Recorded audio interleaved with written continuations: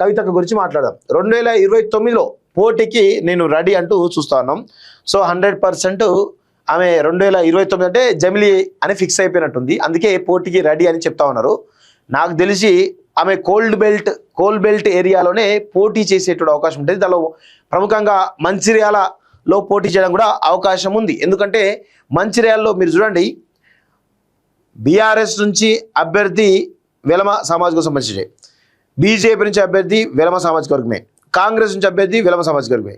So అక్కడ కొంత వెలమ ఆధిపత్యం ఎక్కువ ఉంటుంది కాబట్టి అక్కడ పోటీ చేయడానికి రెడీ అయిపోయింది. ఎందుకంటే మీరు చూడండి, గమనించండి, ప్రేమ్ సాగర్ రావు ఆల్రెడీ ఏజ్ అయిపోయింది. ఇంకో గతంలో ఉన్నటువంటి దివాకర్ రావు పరిస్థితి అయిపోయింది. బీజేపీ పరిస్థితి బీజేపీ. సో అక్కడ స్పేస్ అయితే ఉంది కాబట్టి అక్కడ పోటీ చేయడానికి సిద్ధమైంది. జనరల్గా జైత్యాలు కూడా ఆమెకు అనుకూలమైనటువంటి ప్లేస్ అనేది తెలుస్తూ ఉంది. సో మేబీ అలాంటి ప్లేసెస్లో ఎక్కడైతే ఆమెకు అనుకూలంగా ఉండి గెలవగలుగుతుంది అనుకున్న ప్లేస్లో పోటీ చేసే అవకాశాలు అయితే ఉన్నాయి. సో అక్కడ మరి కవిత మరి కొత్త పార్టీ నుంచి పోటీ చేస్తుందా, మరి ఏ పార్టీ నుంచి పోటీ చేస్తుందో చూడాల్సిన అవసరం అయితే ఉంది. సో యువత మహిళలకు రాజకీయాల్లోకి రావాలి, ప్రజలకు నాణ్యమైన విద్యా వైద్యం అందాలి. కాంగ్రెస్ పాలన అట్టర్ ఫ్లాప్ అయింది, కనీస సదుపాయాలు కల్పించలేకపోతున్నది.